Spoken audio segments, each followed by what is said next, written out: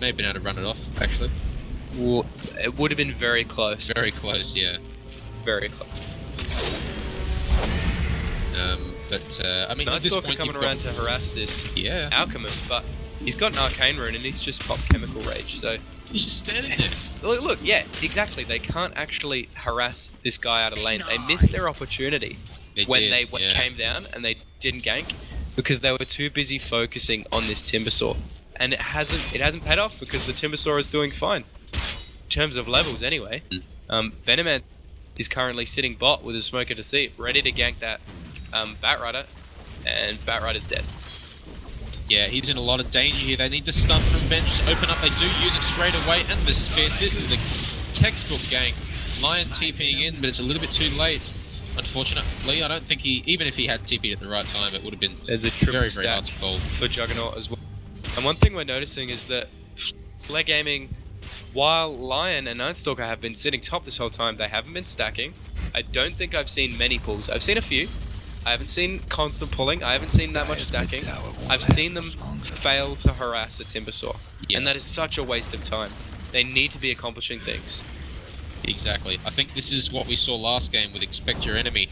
Just sort of underutilizing the supports. I don't think they were pulling much in that game either. They were too focused on sort of rotating around, but they couldn't get any kills. And this is what we're seeing. Hopefully Batrider should be able to take this triple stack at the moment. But I mean, Expect Your Enemy not necessarily utilizing their supports that much either. Yeah. We haven't seen them gank. I mean, Vengeful could have gone top, ganked many times. I'm 100% sure Juggernaut is very happy against that anomaly / dead. Wow. I did see the HP drop, but T2ers, ladies and gentlemen. Honestly, he got an entire triple stack for that. So not only is that goal going to him, it's not going to Juggernaut. So I think that's worth it in a sense. So we'll just have a look at a little net worth of the heroes. Obviously, Alchemist first, Slark is behind, but not too much further is the Juggernaut. So I think Juggernaut's not really doing too bad in terms of the net worth. He is behind the Mirana now, though. So it really depends on the next, I guess, the first major fight in terms of the real net worth sort of disparity we're going to see. It very much does. It's just worrying to see Expect Your Enemy in such a state of dominance in the early game with such a greedy draft. They want to kill this Juggernaut, but they cannot dive this tower for sure. And in fact, they're pinging it out. They know something's wrong. They're going to spot out the courier. He's attacked the wrong. Oh, away from going down. The arrow is going to hit, but he does spin just in time. Jaco going to cop a hit from the tower, but he's going to back off. I think there's no way they can stick around here. They might have to rotate. He could have hit the courier as well. Yeah, I did see that. He assumed that it was dead. It was very close. One more hit from anything. A creep would have killed it. So that's quite close. Clutch if you must. Now this is something we're going to mention here. This top tower. Is there any way? Look at all the plague wards, and this is only going to increase with time. Is there actually anyone who's going to be able to defend this? Are they actually going to commit to this? They certainly could, because at the same time, I feel like maybe Flare Gaming Purple, a little bit of floundering going on in this bottom lane. Yeah, I think looking for something. Yeah, if they wanted to defend this tower, the time has passed. They've got the Basilius up. They're going to build those plague wards up. It's going to be very difficult. I mean, Slark is going to try. He is level 6, and I think he probably could be able to come around from behind and get the Venomancer. But it looks like he's taking the safer opportunity. He wants to deny that tower. Oh, he's actually going to the Venomancer. Veno doesn't have that level 6. No way of really doing the damage here. Slark getting the kill is going to back up and get the denier. Well done in the end there. And Timbersaw, he's got no mana, but he has no real way to sort of die here unless Mirana gets an arrow, but Mirana's a little bit too close for the arrow here. In fact, the damage is going to be going back against Mirana, and she's going to be careful. I mean... Good play by Slark there. He notices that it looked at the start as if he was going to take that really safe play and just go for the deny, but he notices that he's got the line coming in. I assume they're on TeamSpeak or something. Line said, okay, I'm going to TP in. And Slark has realized that he actually has the offensive burst to take down that Venomancer, and without the Venomancer, they don't have the slows to pull it off. He can just purge off the Gale and go straight after the Timber, and Essence Shift can actually do it basically makes Timber just a buff bounce because he can hit it so many times that he just gets a ridiculous amount of agility. So they recognize that, saw that the Timbersaw was low on mana as well, and they take the opportunity. So good plays coming out from Flare Gaming, the exact ones that they need. Yeah, and in fact they're trying to make another play here. They've smoked up in top.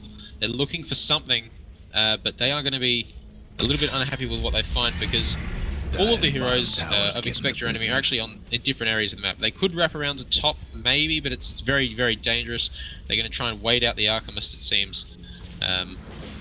They got plenty of vision around the map. What they should be doing right now is just, if they should be moving. They're not doing anything there. They can move. I mean, the smoke's going to run out, but they can move through that gap in the trees there. Yeah. It's gonna pay off because Alchemist is gonna come back to lane, or is he? Alchemist should realize that there's 3 heroes off the map and it just turned nighttime. That's very scary. Yeah, I think he realised that. There's no way he can really do that. Batrider obviously able to zone him out a bit. I don't know if this is really the play. He's got armlet. Yeah. Yeah. And he's actually, he's still popped it here. So, I mean, there's not much you can worry about. Juggernaut's nearby as well. We have plenty to so much hesitation coming out from the Dire. They had the smoke up. They could have ventured further, but they're not looking for kills as much as they should. Oh, they're actually going to go on to Alchemist here. Juggernaut could have been silenced up. He could have been killed there. They should get the lasso onto Alchemist. He's very tanky though, and he is not going down. In fact, Juggernaut getting a kill on Lion.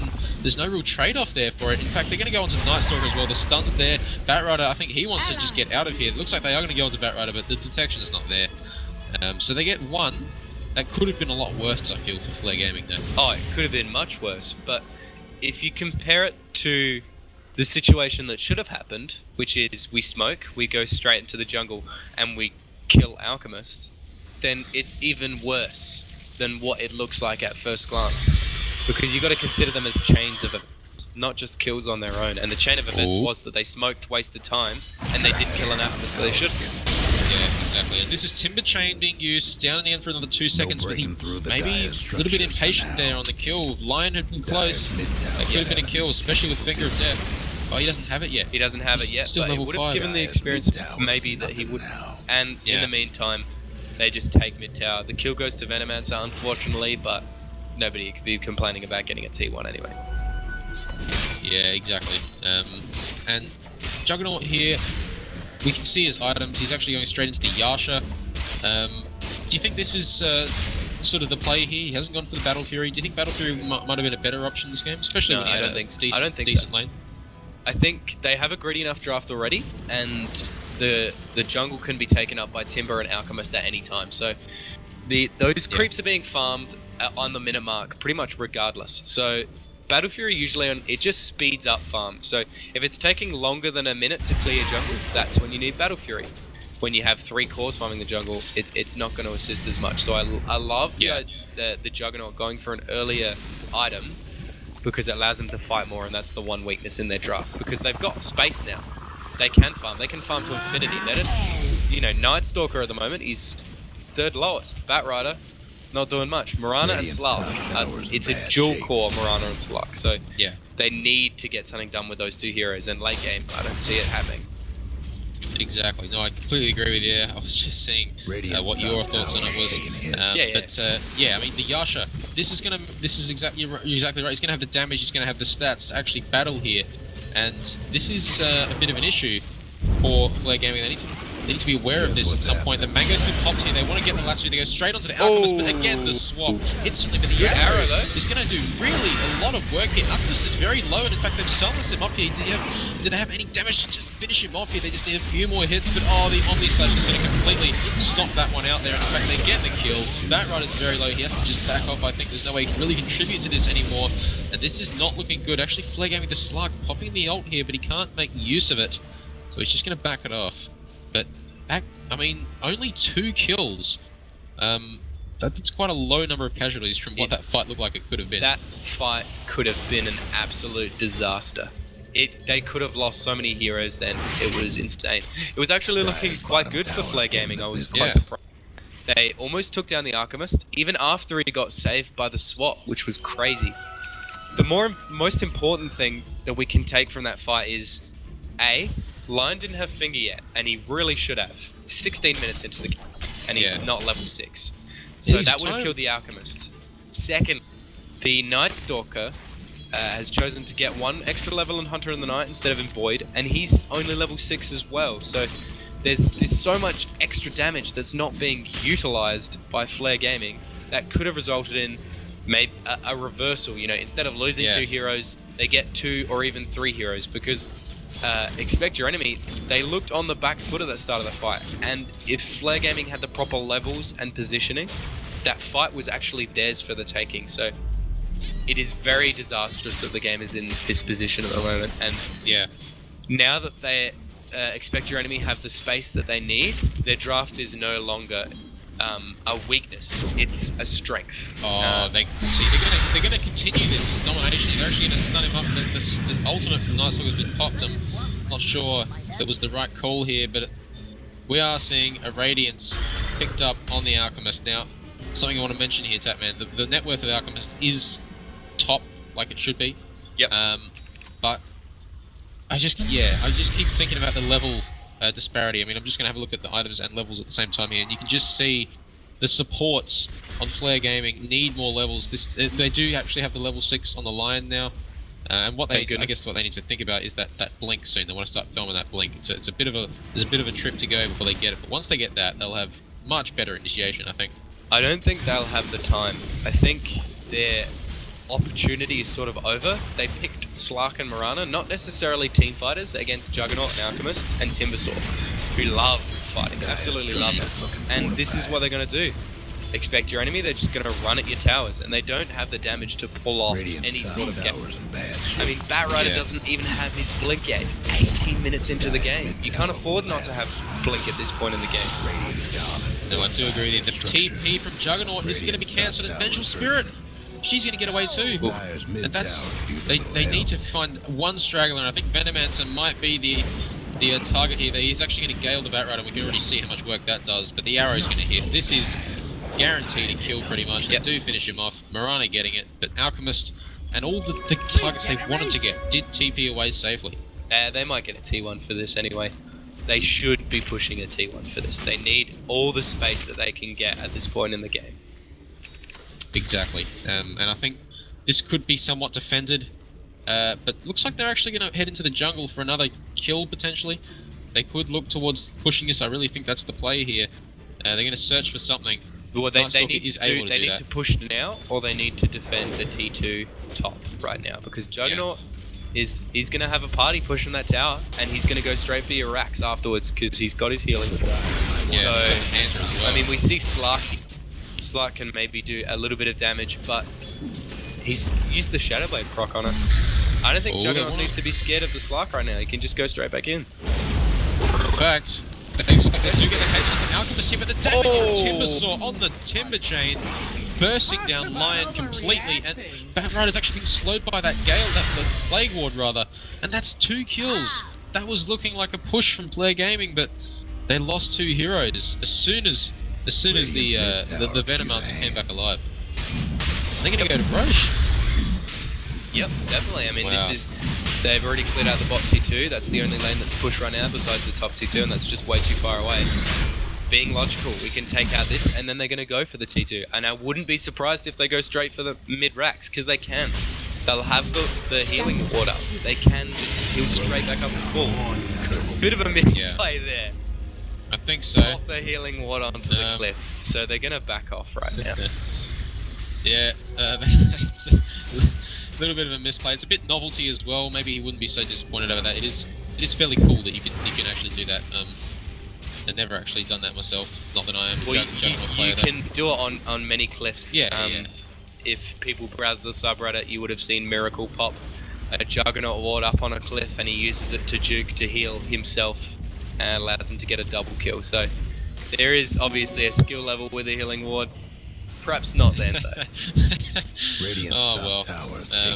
But nevertheless, it did happen, and nevertheless, Flare Gaming have actually managed to take the top tower, and Alchemist couldn't get the stun off. The Gale's there. Now. He needs to get out of there, I think. He's a greedy play. Was for sure. You're going to see him with the Sentry Ward. The Venomancer, he's going to pop the ult, he's going to pop whatever he can. He gets the damage, but yeah, I think Alchemist not able to get a kill here, and Slark should really commit to this. He's got the radiance going on, and he's got the back here, but nice. I didn't see that coming in. Needs to void if he wants to cancel the TP.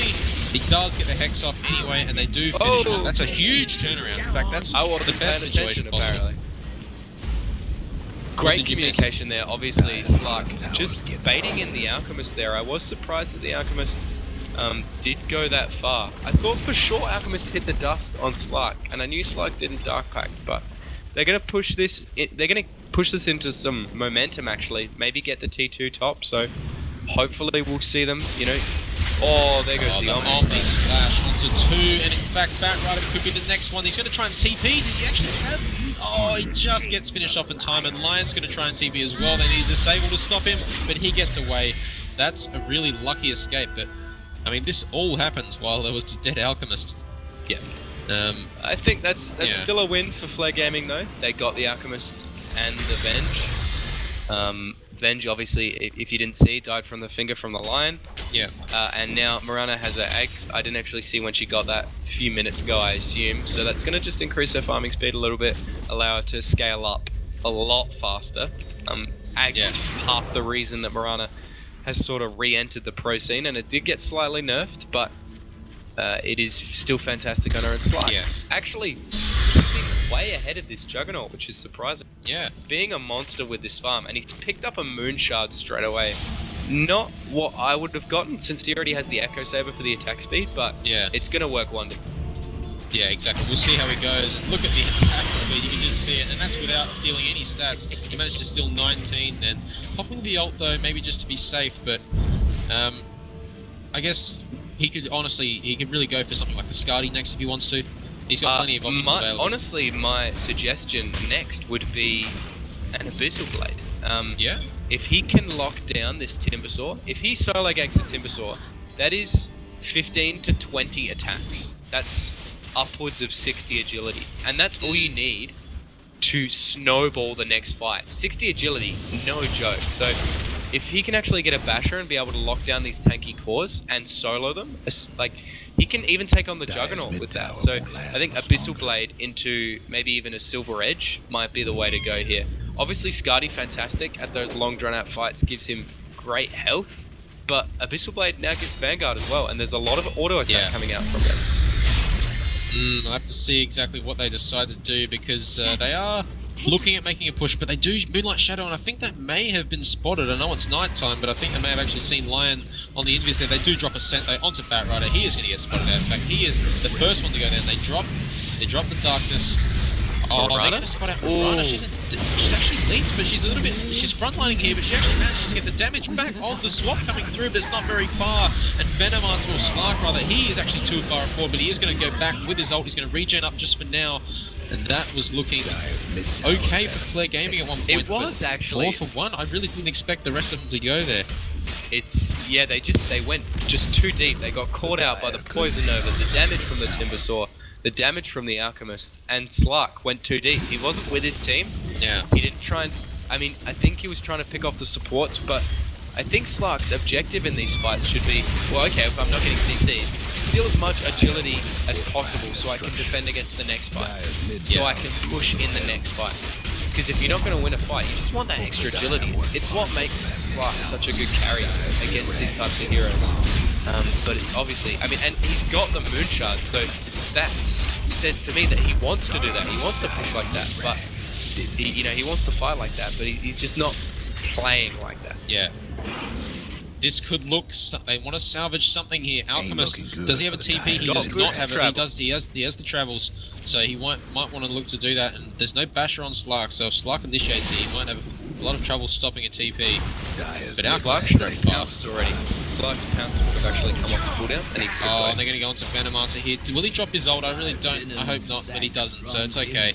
They do find something, but again, Venomancer's the poor guy who gets left behind at the back there, and he cops the losses. But at least it's not Alchemist. Yeah, exactly. Alchemist still chugging along, very happy. He's got his Manta now. He's got 2.7k in the bank. And the thing is, I see 4 very strong Aghanim Scepters on the radio. Yeah. And if Alchemist can get away with a game like this, they're they're gonna stack up. Like these are really strong Aghanim Scepter, like core on Timber and Venno, and fantastic on Venger and Jug. So it can be very difficult once that happens. Once this Alchemist has got its full hold, and he's got very much of a full hold to stop him from farming. I mean, I caught that all on footage there, which is good. But I think, I mean, if you do pick an Aghanim's target, I think if the Venno hasn't already started going for one, you can certainly go for the Venno, and I think that's probably the play. Actually, they're going to initiate with the Omni Slash here, and Nice Talk, he's been blocked up and bashed here. He goes down, or rather stunned, and the Venomancer's actually going for that mech build, so you could certainly give the Aghanims to him, or rather, yeah, I mean, I'd love to see it on the Venge as well, but. No, Venno's damage is AoE. It's very easy to get off. I think it's definitely the best Aghanim's upgrade on the team, simply because it's just a damage. It's a damage boost that gets off every fight. You know? Yeah. Flare Gaming they don't want to waste CC on the Venno unless it's AoE like the like Impale, like Earthspike. So unless he's getting CC by that, you know, it's gonna get his ult off every fight, and it just does so much damage. Slark. I think so they're just going to back it off here. They actually got the tower. They got a lot of gold out of this. They are, I mean, if you look at the net worth graph, they are 15k ahead of Flare Gaming Purple, which is quite a lot, really, when you think about it. And is there a way that Flare Gaming can actually come back from this? It's difficult to say. I think it really comes down to the team fights, and they're going to smoke up right now, I think, which is a great choice. I think they really need to be on the offensive. Slark's farm is quite impressive, actually, and if they can take people off, like if they can get people off guard, they can gank them, they can take them by surprise, Slark can tear them apart. And then what happens after those fights is that for 2 minutes, Slark is almost ungankable in a way. If Slark gets a really good fight, he can get upwards of 100 agility, and that is just insane. Yeah, and again, Venomancer copying it, but no warranted reason. He was just sitting in the jungle, maybe a little bit dangerous place to be, but it was a smoke, and I think, yeah, you are correct. It's the second time they smoked. They need to push. I mean, do they realize that it doesn't have? They've realized it doesn't have backdoor protection. They need to take advantage of these sorts of things, because they've actually had multiple times that they could have pushed towers, but they've just been scared. Slark and Mirana need to realize that they're actually pretty hard to kill. Mirana less so, but Slark is just so hard to kill. You pop a Dark Pack, you have your ult, you can pounce, you've got Silver Edge. There's not many ways that they can actually stop you. Yeah. And I mean, once he starts thinking about something like that Skadi, he's going to be even harder to kill. Not only just with total HP pool, but the attack slow from Skadi is going to be quite potent here against the Juggernaut and the Alchemist. So I guess what it really comes down to is how Flare Gaming really make use of their openings they get. And obviously, as you said at the start of the game, it really does depend on, you know, in a lot of cases, the mistakes that can be made by Expect Your Enemy. Yep, I think they just need to play around the Slark as much as possible. They need to protect him in fights, they need to aim the target he's aiming, and more importantly, he needs to be aiming the right targets. Taking out that Timbersaw who's doing AoE damage, making sure that he's trying to drag people away from the fights. You know, when those three cores are together, they each kind of fulfill different roles. You know, Alchemist is soaking up a lot of that damage, Timber is dealing out huge amounts of pure damage and positioning himself around the fight, and Juggernaut is taking down those single targets.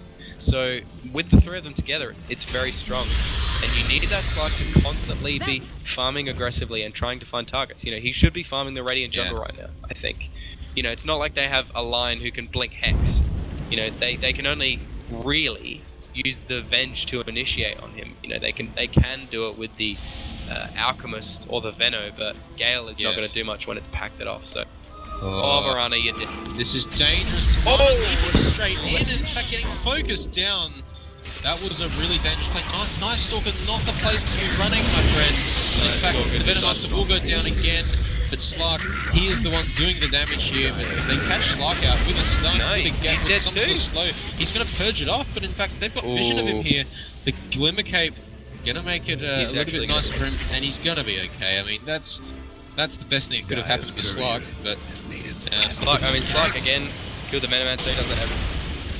What's going on? He's actually getting quite low here. The Impale, though, is going to catch down Alchemist. In fact, they do lasso the correct target, but instantly swapping him out. That is exactly the reason they picked the Vengeful Spirit. Instant counter, we see him go down. The Vengeful Spirit pick has proved a number of times to be quite good. And that's the second time they've saved Alchemist. Yeah, I did notice. I think maybe they are a bit worried that even with a resume it may not help. But we'll have to see. Juggernaut, that's a little bit dangerous play by him. In fact, he was a little bit out of position.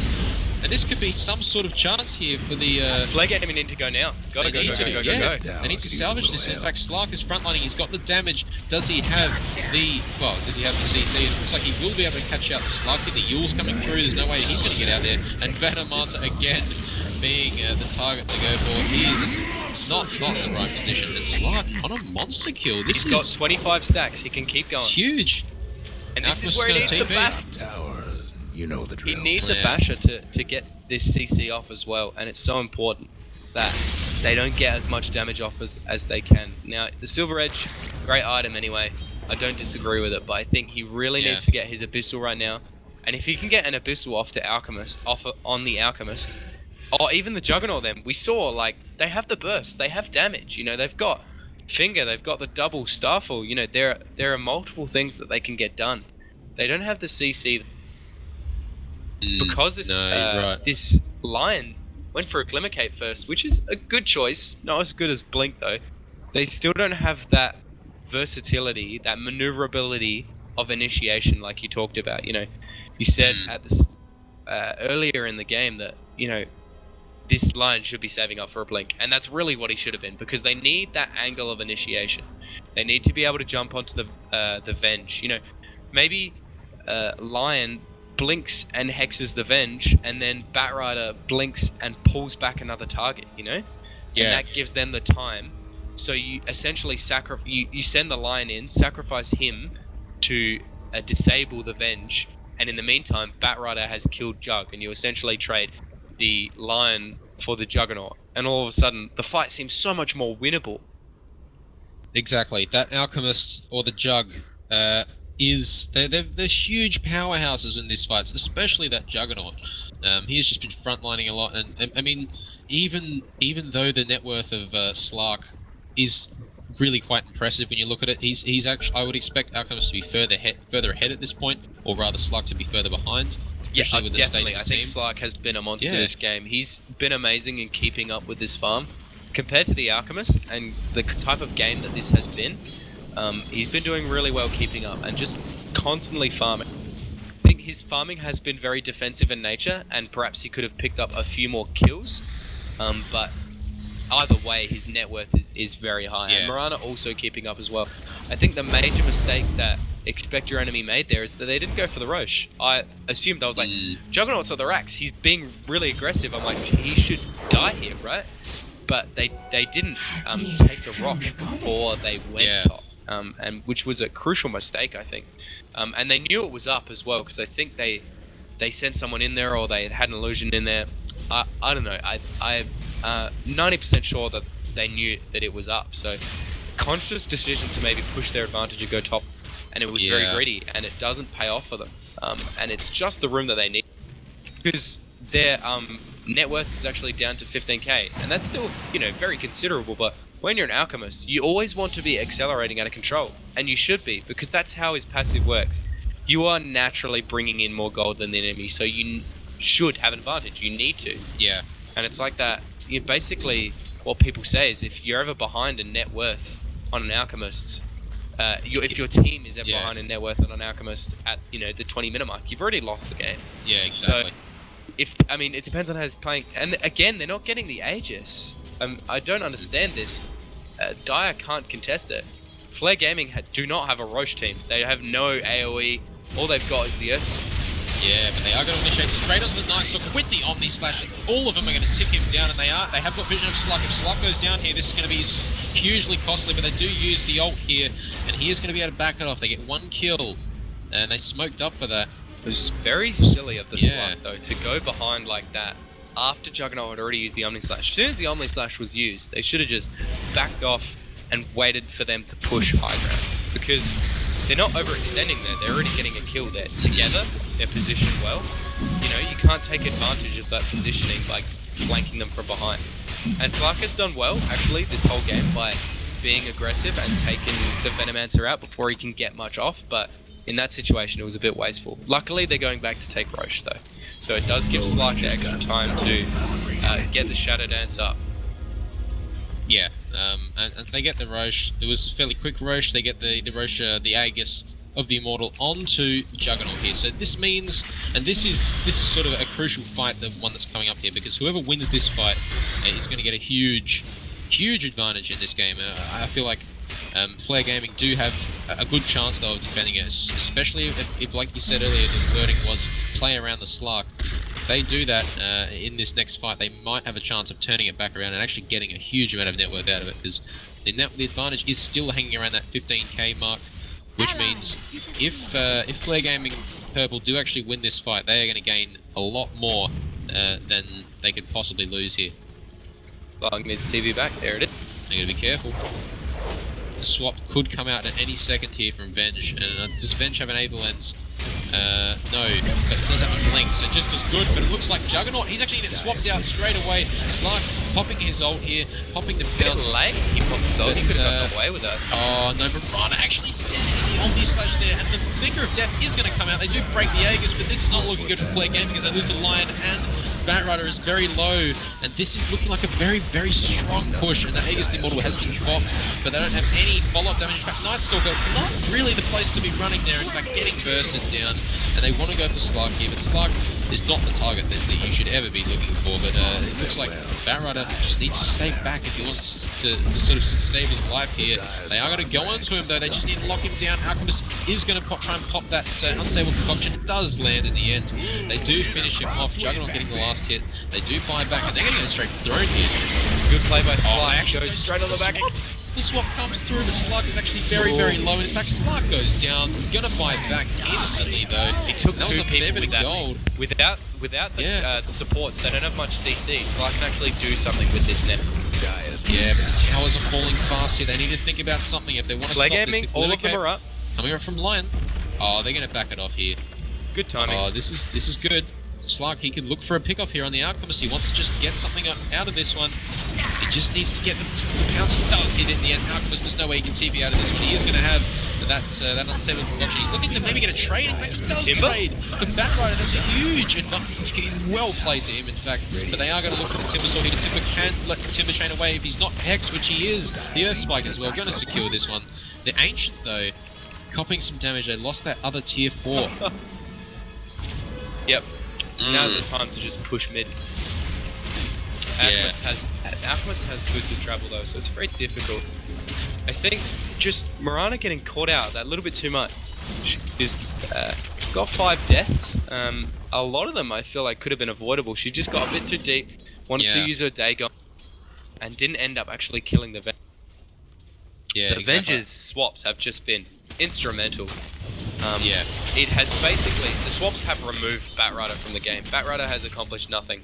I've seen one lasso, and it hasn't even done that much. So, Vengeful has had an amazing game.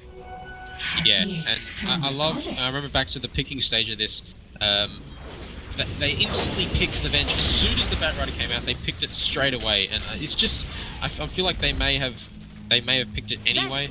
But I would like to hope that they'd have it there just in case they'd see a Batrider or something like that, or a Bane, and they'd instantly just pick the Venge and just counter it. And it looks like they are going to... He doesn't even land the pounce, but does he need to? The damage is there with a Dagon as well. It's good choices. These choices are what they need to be doing. Alchemist is TP'd mid. Yeah. This is exactly what they want right now. They need to find something out of this, Mirana. See, this could actually be... Oh, wow, they're actually going to Venomancer here, finishing him off, and it looks like Nightstalker, though, he just needs to get away. The tower's going to focus him down as well. Where's the Batrider? Helping to finish him off there. They're actually back. Batrider's actually down bottom, just pushing the wave here, but it looks like Slark wants to try and get out of here. There's a really good Earth Spike, but Radiant's burn, and the Venom... Lasso! Oh, they actually just need to There we go. They do get him in the lasso here. They need to damage the swap coming through again. They ping out the Vengeful Spirit, but it's a little bit too late here because they are going to keep running away with this fight here. Slark needs to try and get away. He's going to get Yules, and this is unfortunately looking like a team wipe. This could be GG here if they actually capitalize on this with the Ancient. Slark's disconnected. Having technical difficulties. And that's GG being called by Flare Gaming Purple. That was quite one of the closer games we've seen tonight. Yeah, definitely. Yeah. It looks like teams not utilising their supports enough, I feel. Batrider definitely should have been mid, 100%. I think if you're worried about Mirana getting farmed, you could send her safe against the Timbersaw and then aggro try against the Juggernaut. And that would have ended up infinitely better. I don't think Batrider accomplished nothing this game, and that was incredibly problematic for them. Exactly, and we'll be right back with you guys again. I'm sure we may even be casting another one of New Zealand's team Iclen, hopefully, but we'll let you guys know on Twitch, and if you're watching in game, you can obviously join us there. Clutch NZ. We'll see you guys very, very soon. See you soon.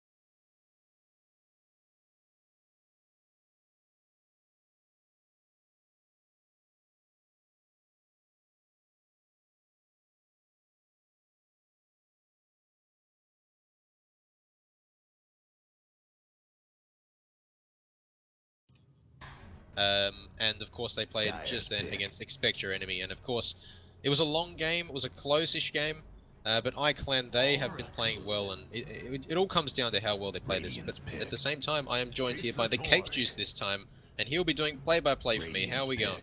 I'm good, I'm good.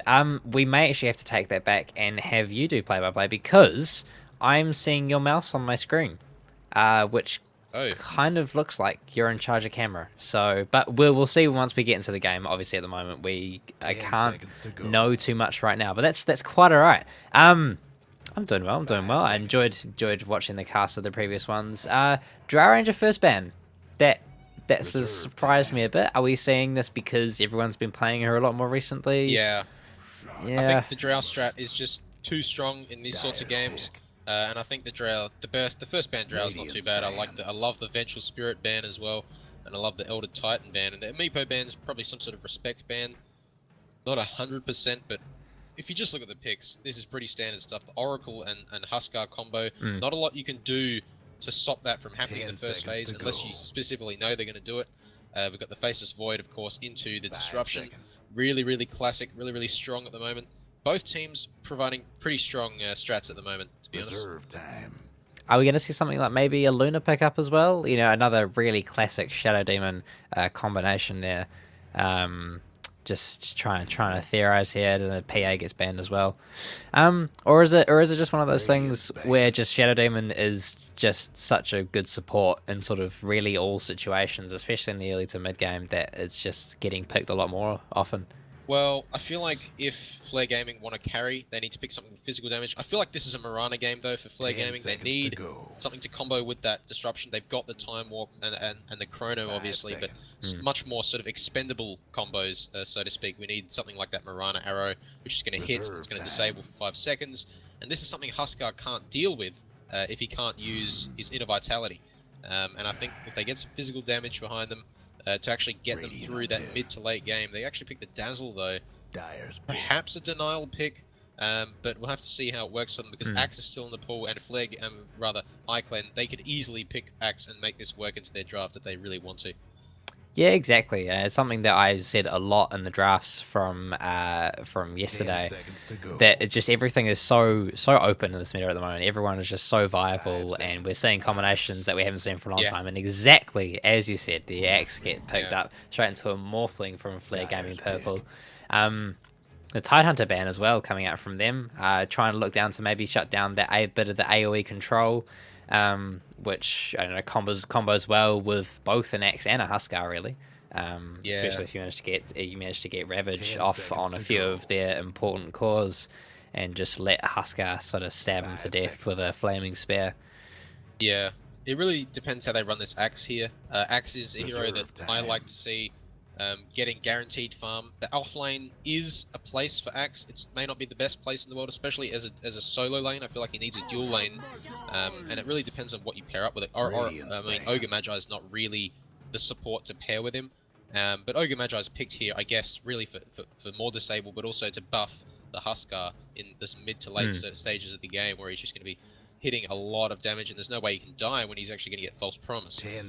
But I do feel that if Axe lanes, it's going to have to be a very careful lane for him. He will be up against something like that Morphling in the safe lane. I'm assuming that's where Morphling's going.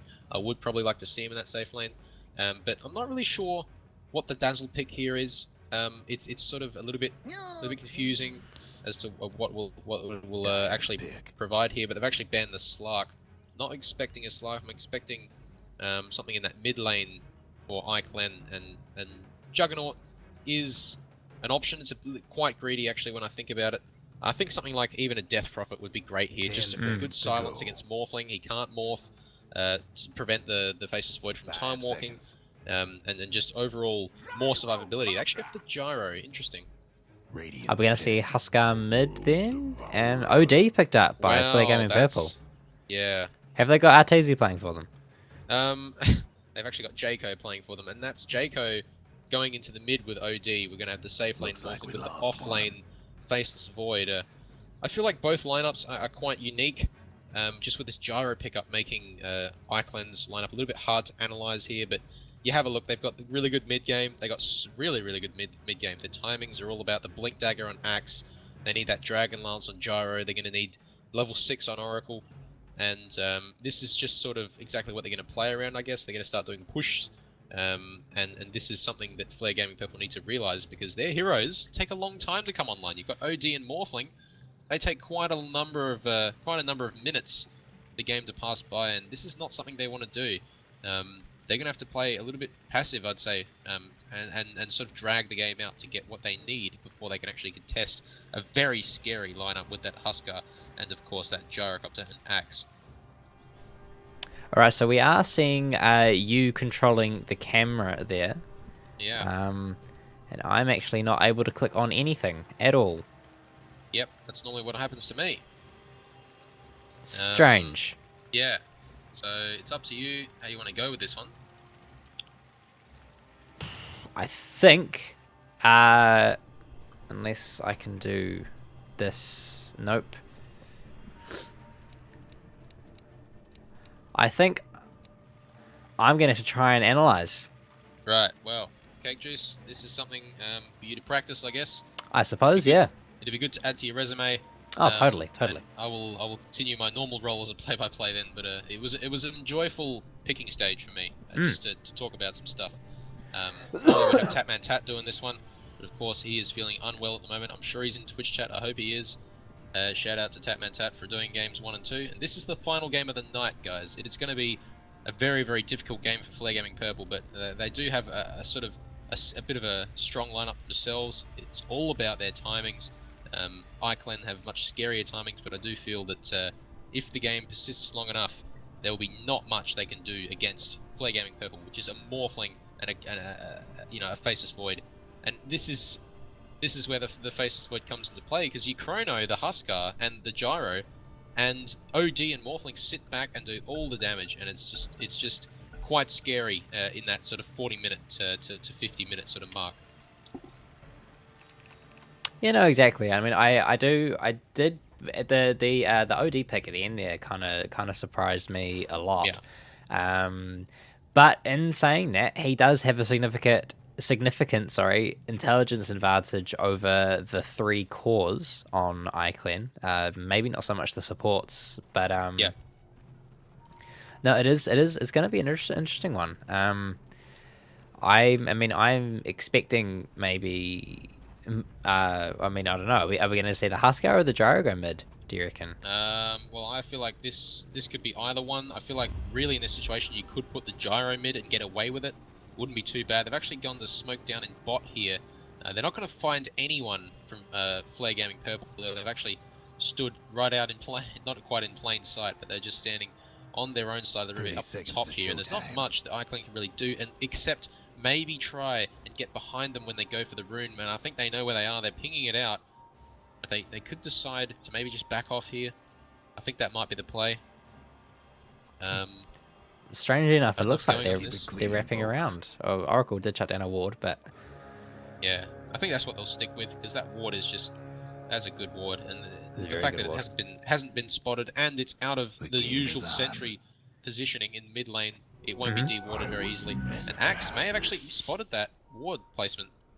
I'm not too sure if he had vision of that, but if he did, that's quite detrimental to Dazzle. But right, so we'll have a look. We've actually got the Huskar going mid. You have the Huskar mid, yep. Going up against the OD, and I feel like this is a lane that is sort of, it's not too one-sided. I feel like Huskar doesn't have too bad of a time. He will have to worry about being arcane orbed, which will cause him a little bit of grief, but not too much. I think Huskar really does deal well with an OD in mid, and he's actually already maintaining dominance over the OD. Just as a first sort of viewing here.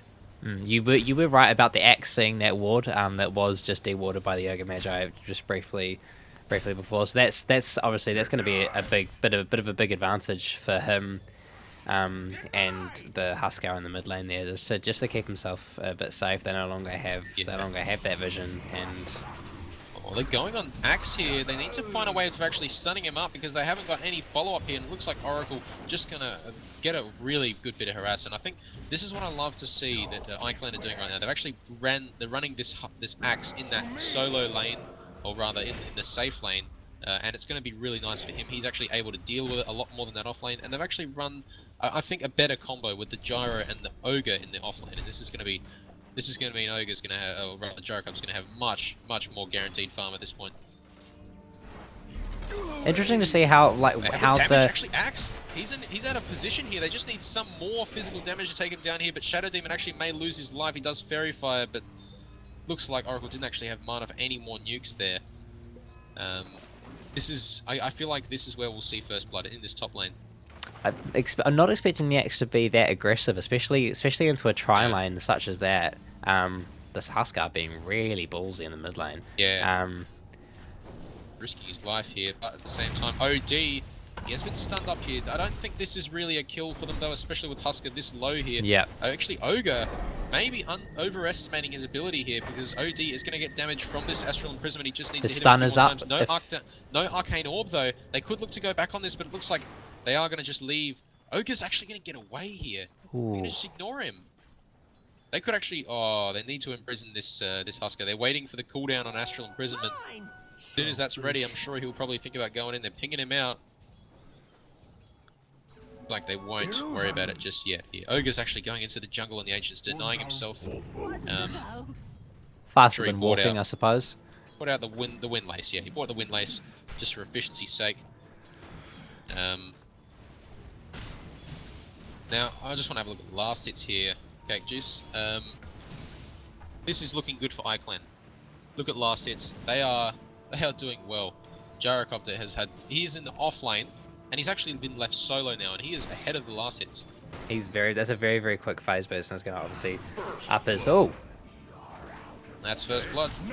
That was a Purifying Flames, I believe. That was probably a Purifying Flames. And Axe, actually, something we need to mention is that these disruption illusions from the Shadow Demon actually do a lot of damage against Axe, especially when he's getting, counter Helix on himself.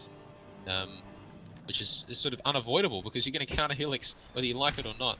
And they want to go aggressive here onto this Morphling. In fact, Morphling is taking a lot of damage here. He does have the ability to sort of morph away there, but I'm keen to see if they'll actually be able to get some return kill. Filet Gaming, it's not an easy lane to pick up kills up that top lane. They've got the Shadow Demon and the Dazzle, but Dazzle doesn't offer a lot in terms of kills. He's actually opted not to go for Poison Touch, and this is quite surprising because, well, I mean, I guess it's okay for that one level Engrave. And I remember watching Bulldog's stream just the other day. He said that Alliance, they don't level the Grave if they're up against an Axe. They only level it once. And in fact, just speaking of Flare Gaming Purple in a bit of trouble here, the OD, I don't know if they'll be able, actually they might be able to finish one with the Grave though. That's a nice Grave, and Houseguard here looking to make something done, but actually they're going to go back aggressive.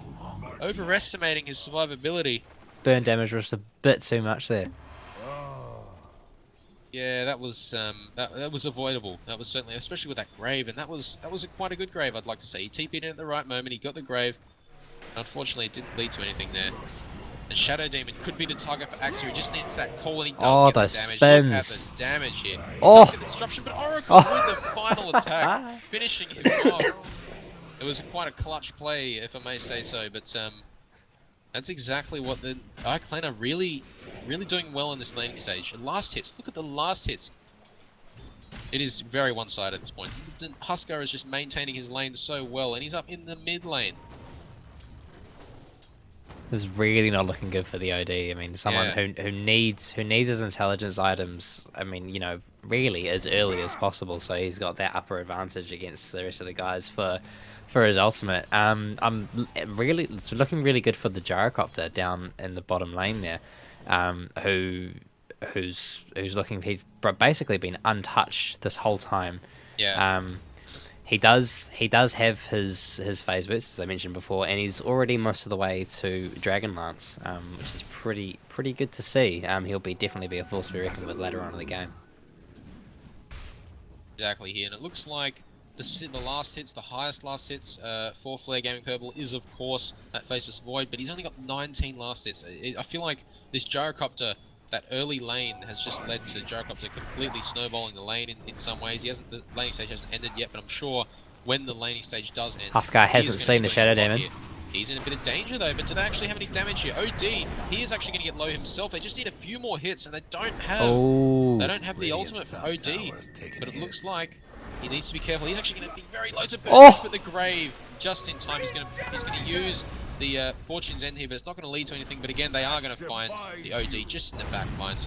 Actually, Ogre Magi bloodlusting himself. He is keen to get a kill on this Dazzle here, but he is going to be careful. He's taking a lot of extra damage now. Disruption's been used, and it is going to do a bit of work here on the Oracle. But Ogre Magi is still alive, and in fact, it's only the Shadow Demon trying to contest him for his life.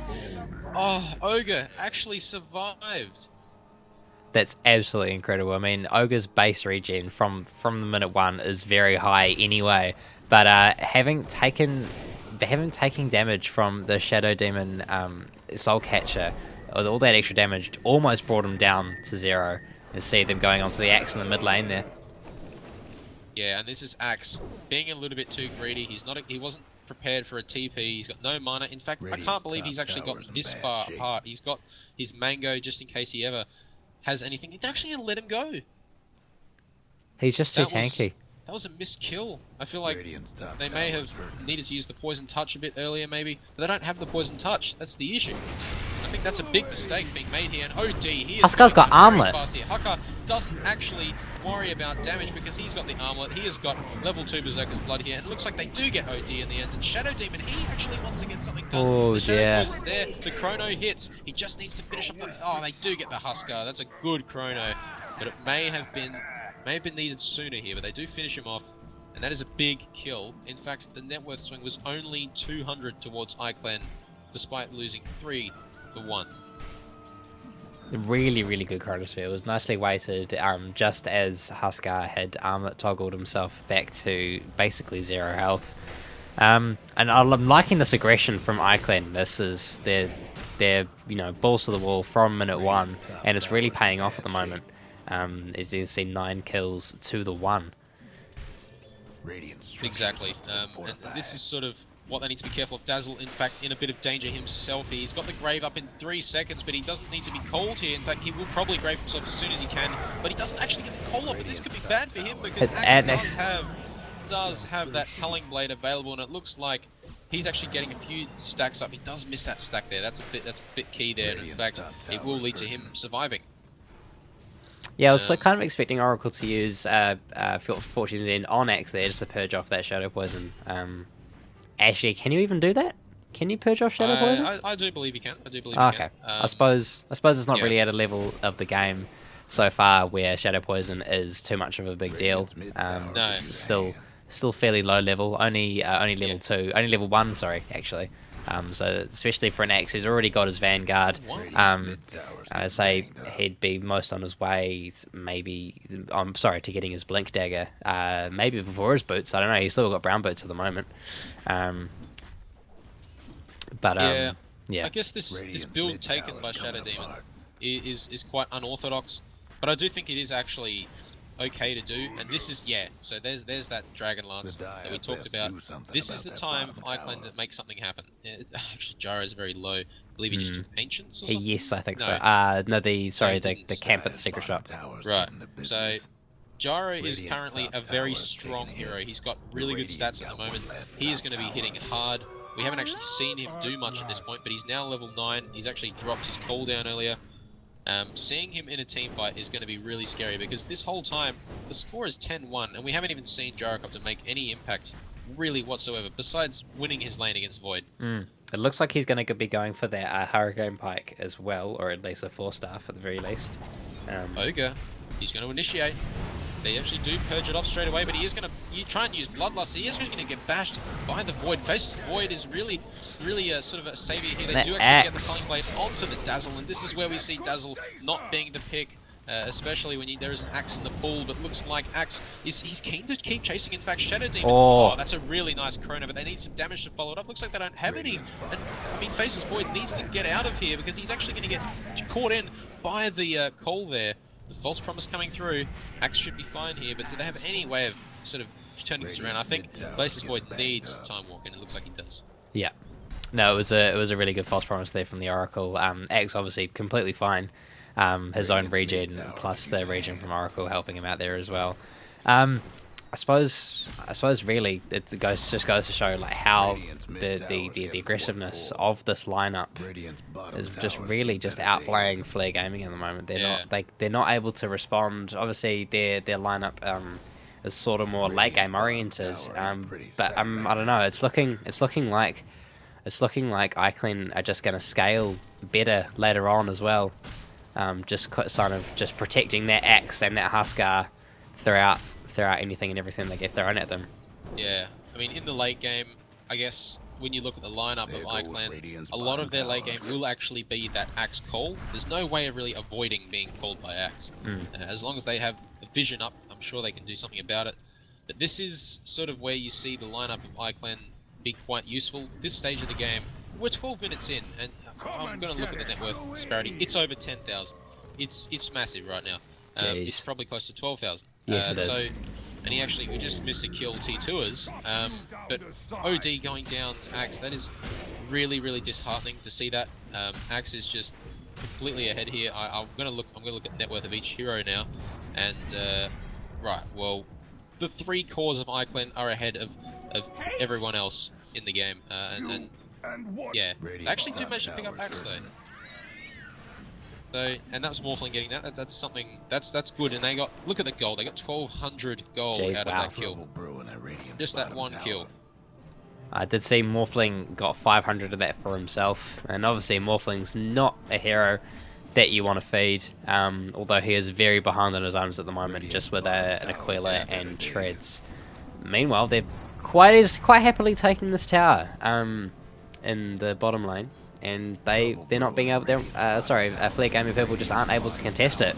Yeah, and I like this play from Jaro. He's actually picked up the Hurricane Pike. It is interesting that he's gone for that at this stage of the game.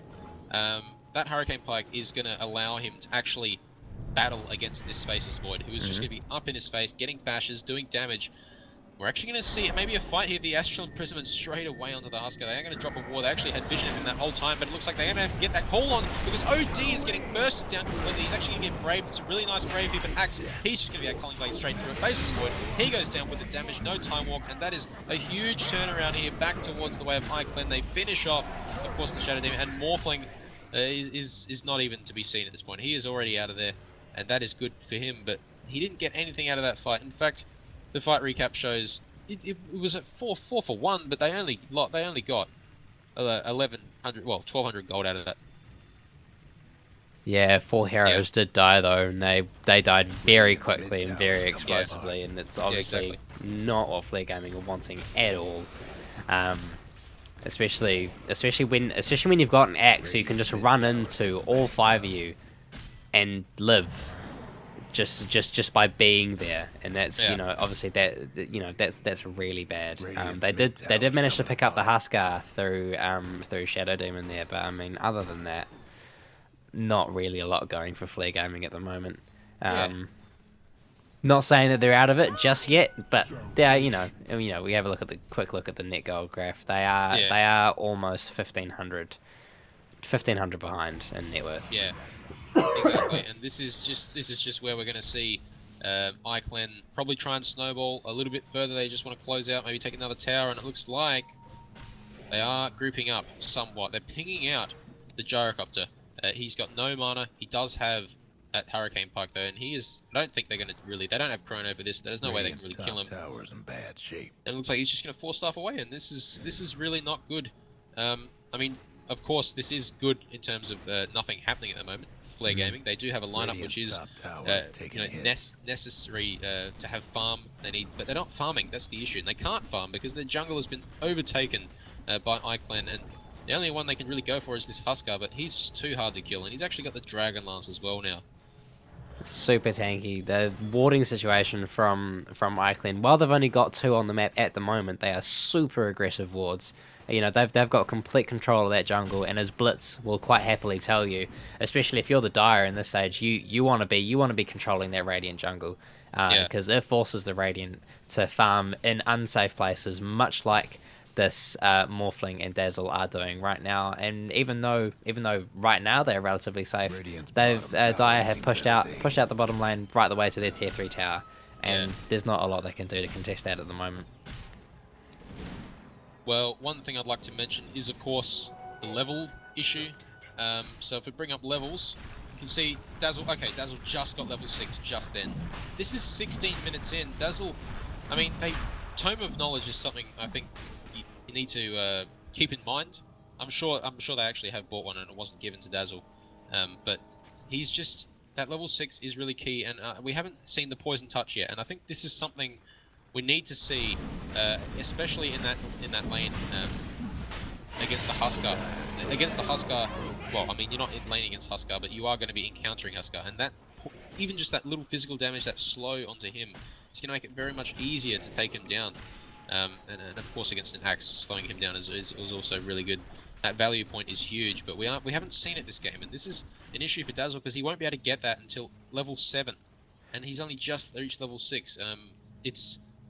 I'm concerned as to how Flare Gaming plan on defending their high ground, because they have got False Promise, they've got the Huskar, everything's ready to go for them. They've got the Blink on Axe, and that Armlet with Dragon Lance on Huskar is very scary. He's actually picked up a Boots of Travel as well, so this is going to come down to how Flare Gaming play this defense out. Yeah, I'm really surprised by the fact that Dazzle hasn't actually got Shadow Poison at all, because at level 4 it's a stun. It just gives that extra little bit of control, and onto somebody like Huskar, if you manage to stun him just as he accidentally armor toggles, oh dear.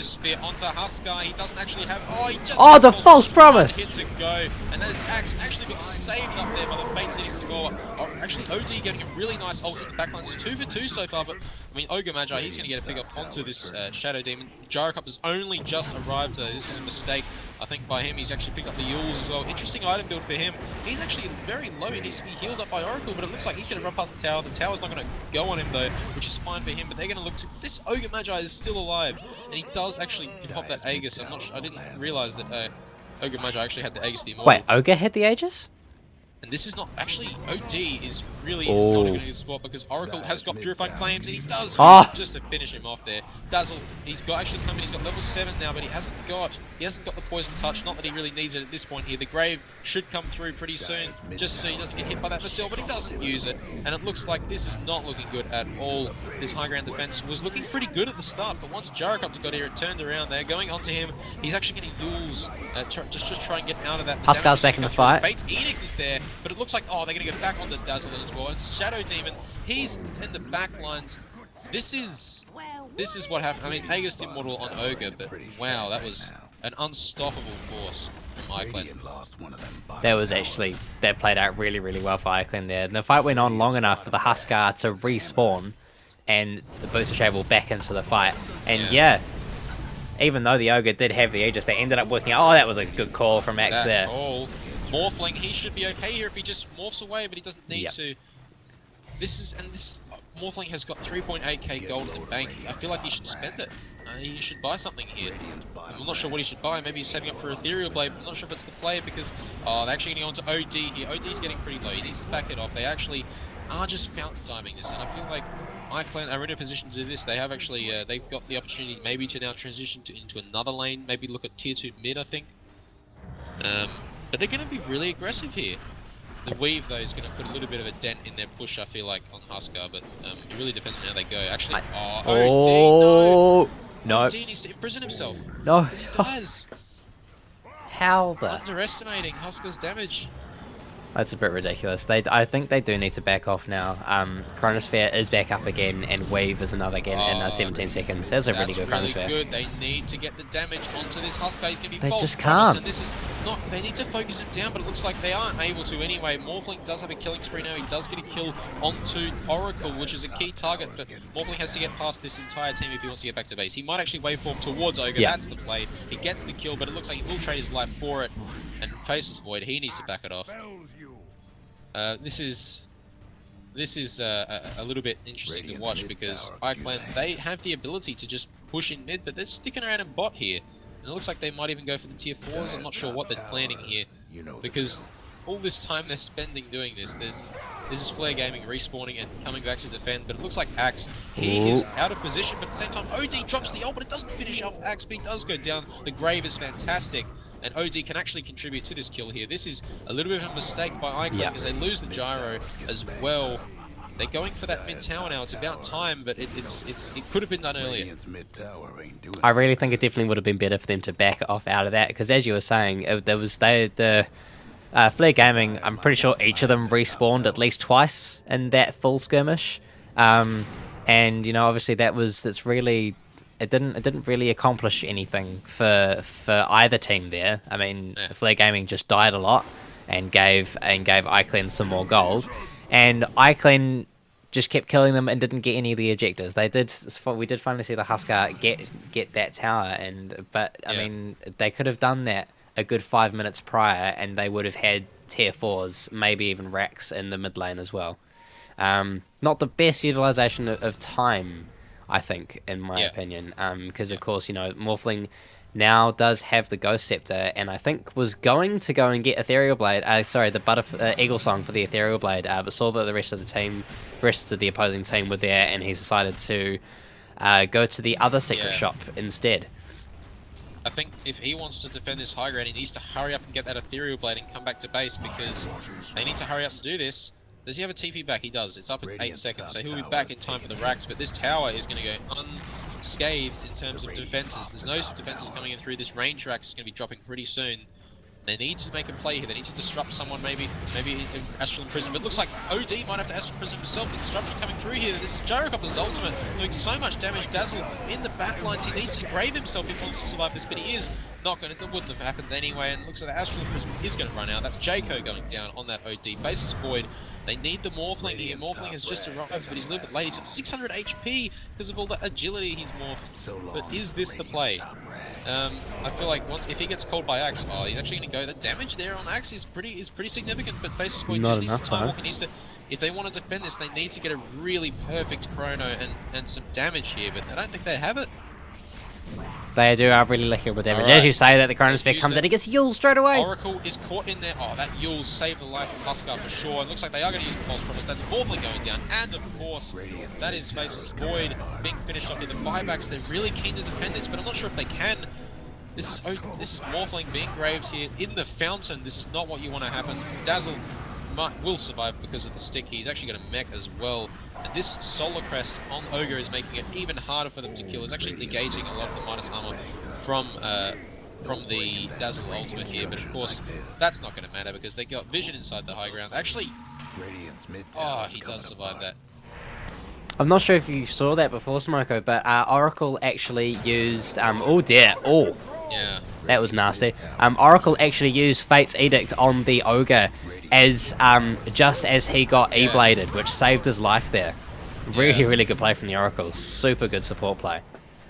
And that's not the only... I mean, he's done that earlier, but something I just want to mention is Oracle is... This is why we see the Oracle and Huskar combo, because Huskar is still alive throughout all of this. He's actually picked up a Heaven's Halberd as well.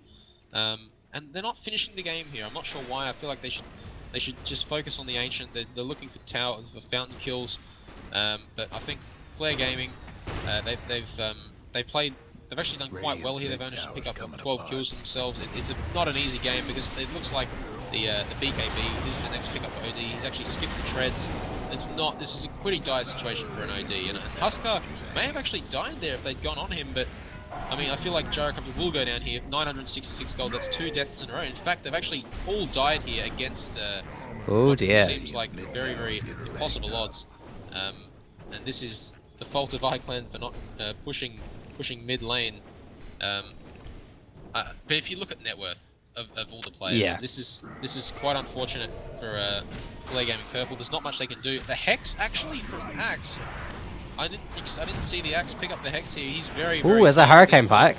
But that's a lot of damage from Morphling there. In fact, he's gone like a lot into agility here. He's got 600 HP. I thought you were never supposed to go full agility. Well, now you've seen it. Oh dear. I suppose it's needed though. I mean, they need all the damage they can get, and especially to make the E-blade worth it, especially against someone like an Axe. It was so tanky at the moment. I mean, you know, it's definitely going to be something that you'll need. I don't think iClan needed to do that. I think they're getting a bit complacent, and I mean, rightly so. They are so far ahead But I don't know if they keep screwing this up, they may have just let Flare Gaming back into this. If they somehow win a team fight and I can blow all their buybacks, actually they'd still be ahead because Flare Gaming don't have any towers. Yeah, and at the same time, this is the full push is back from Iclan. They're actually again skipping the tower here. I don't know if this is really the play, but they are looking towards OD, and these chronos have been really good this game. I think Master Laser has played very well with the chronos. He's looking for more kills here. OD and in fact Oracle is actually probably going to survive here. The Time Walk being juked, and they're actually looking to finish off the Faceless Void in the southern end of this fight. We've actually just seen the Dazzle get taken down as well. They're going to go on to Faceless Void. They do call him just in time for the TP. And I think this is where Iclan probably trying to finish the game here. They've got plenty of pushing power. None of them have died, as opposed to Morphling being the only one that survived. For Flare Gaming here, they are actually going to hex him into the ground. This is a little bit unnecessary. It's really unnecessary. So I think finishing the game is what they should do here. But yeah, it's unfortunate for Flare Gaming. It's a really tough group that they're in at the moment. They're up against some really strong teams. GGs have been called, and I feel like, I mean, the team we wanted to cast tonight, Natural 9, we didn't get to cast them, but hopefully further into the tournament we will, because on the weekend the teams do play, the top 2 teams from each of these brackets do play against each other, and then those players will play against the rest of the teams in each of the groups. And some of the notable teams you should quickly mention: Arcanus Gaming, King Hypnotoad, Natural 9, and whoever won Group F, or rather Group H, tonight. We didn't actually get to spectate Group H, but we'll see who wins that one. But I think that's probably it for tonight's games. That is it. In fact, all of the games have ended. The Cake Juice with me. Thank you very much. And if there's any questions in Twitch, let us know. But we'll see you guys next time, I believe. Yes, hopefully there'll be some more tomorrow. Not 100% sure what's happening, but yes, we will let you know on our Facebook page and in Dotaroo, of course. And on Twitter. So, and on Twitter, that's the one. We'll see you guys. Yeah, well, make sure you keep up to date, because there will be plenty more. This tournament hasn't ended. Tomorrow there are games, but not sure who's casting them. So we'll let you guys know. Thank you very much. All right, see you guys.